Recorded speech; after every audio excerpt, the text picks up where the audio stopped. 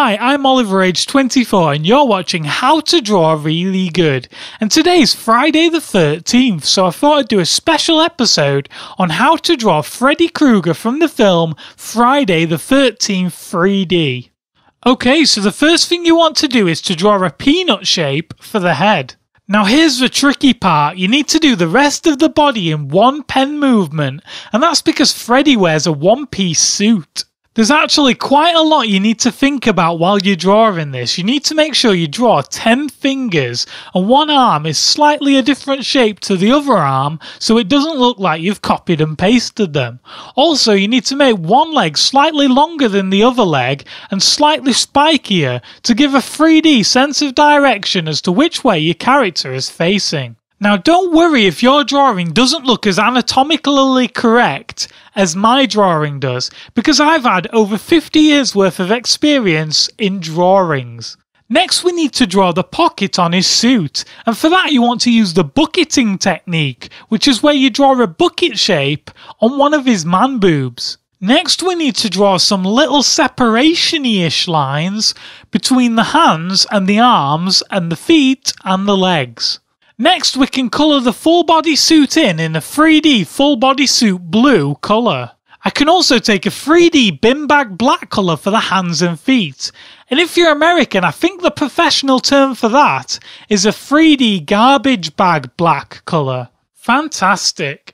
Next we're going to add some eyes to the mask, and so obviously you want to do one bigger and one smaller for a 3D effect. Now the mask is actually a sports mask, and I can't remember the name of the sport, but it's the one where you hold a stick and you have to hit this thing into a net, and there are other people trying to hit the same thing into your net, and you've got to stop them doing that.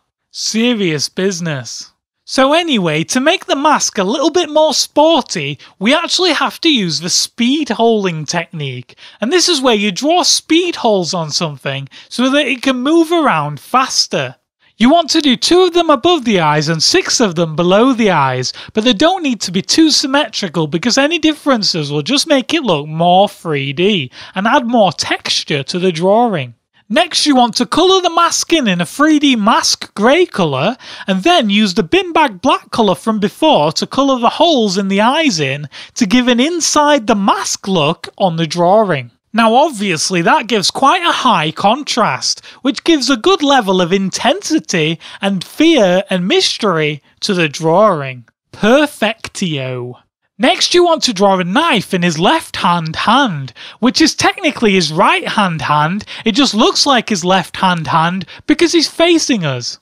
Now I'm going to add some extra dimensions to the drawing by adding a severed head into his other hand. So for that I'm going to use the squircling technique to draw a cross between a square and a circle, and then instead of doing circles for the eyes, I'm actually going to do X's, and this will show that the character, or the head, is actually dead, and it's a technique called deading, where you dead something. And now we can draw a normal mouth on the character, so seat to the side with detailed top teeth and less detailed bottom teeth. Next we can use a 3D skin colour and a 3D darker skin colour for the inside the head look inside the head. We can also take a 3D blonde colour to do some 3D blonde hair on the severed head. Now it doesn't matter too much how accurate you are with the hair because they're dead, so it doesn't really matter what the hair looks like anymore. Now we're going to do some special effects, and we're going to add some blood to the drawing using the 3D blooding technique. So we need to cover the sharp end of the knife in blood,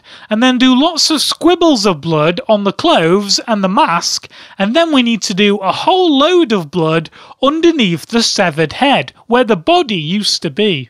Now as you can see, I'm just adding some specks of blood that have fallen from the head and knife, and this will add some more character and depth and motion to the picture. Now I'm going to finish there by adding some brown squibbly hair behind the mask, and this will look quite crazy, or as us art professionals call it, cray cray. Also, I'm just going to change it from photorealistic Freddy into comic book Freddy, and to do that I'm going to add a speech bubble and I'm going to write in there, "Gotta get down on Friday," which is Freddy's famous saying. And then, as always, I've just got to add my name and age to make it a professional piece of work.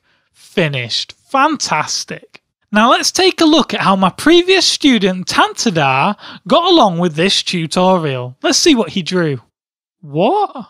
Is this the right drawing? It looks like instead of a severed head he's drawn a burger, and instead of a sword he's done a drink. And then he's got the mask wrong and he's actually done a stormtrooper mask from Star Trek, and then he's done some weird symbols on its head. It looks kind of like a peace sign and then an upside down Jesus sign, which I think means the Antichrist? So like the Antichrist of peace? I have no idea. It also looks like he's forgotten to do Freddy's full body suit and he's actually just done casual clothes instead, which makes it really difficult to tell that it's supposed to be Freddy at all. I guess the one good thing about the drawing is that he's forgotten to put blood all over it, which would be a lot harder to explain if there was no sword and no head. It just looked really weird. It probably looked like ketchup from the burger. And finally, it looks like he's got the famous saying wrong and he's actually written garbage day is a very dangerous day. I have no idea where he's got that from. No idea at all. So I guess you could say that he really tantidized it up. Hopefully next time Tantidar will learn how to draw really good. Thank you. You can get it on a t-shirt. Woot. Do do do do do do do. Gotta get down on Friday.